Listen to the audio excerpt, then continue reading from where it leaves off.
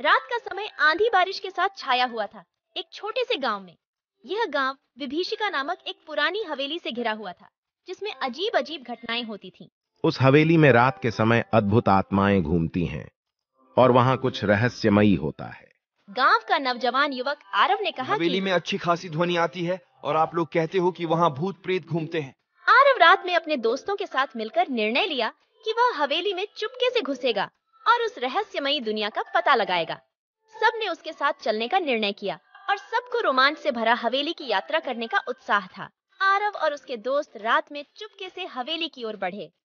हवेली का दरवाजा अच्छी तरह से बंद था, लेकिन उन्होंने धीरे धीरे उसे खोला और अंदर घुसे। आरव के दोस्त ने डरते हुए कहा, भाई हवेली के अंदर कुछ अजीब सी रौनक है और विचित्र ध्वनियाएं सुनाई दे रही हैं।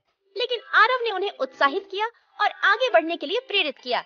हवेली के भूतपूर्व साक्षात्कार में वे एक बड़े हॉल में पहुंचे, जहां एक विशेष रूप से सजीव भूतिया चित्र था। चित्र में एक सुंदर सी लड़की की आत्मा बसी थी, जो देखने वालों को मुस्कुरा रही थी। आरव ने धीरे से पूछा, तुम कौन हो? चित्र से सुंदर आत्मा ने मैं कहा, एक समय की राजकुमारी थी, जिसे एक प्रेमी ने धोखे में डाल दिया और इस हवेली में बंद करके चला गया और कहा कि तुम सुबह तक रुकने के लिए कहा, किंतु रात में उसने मेरी हत्या कर दी। तब से मैं इस चित्र मी हूँ। हमने पूछा कि क्या कोई रास्ता है इस चित्र से बाहर तब निकलने का? चित्र से राजकुमारी ने कहा कि अगर इस चित्र को कोई आग में जला दे दो, मैं राजकुमारी फिर से बन जाऊंगी। तब आरव ने चित्र को आग में डाल दिया। डालते ही बहुत तेज से डरावनी आवाजें आने लगी। सब लोग डर के मारे कांपने लगे, किंतु कुछ देर बाद आग से सुंदर सी राजकुमारी बाहर आ गई। इस प्रकार चित्र वाली राजकुमारी को चित्र से छुटकारा मिल गया।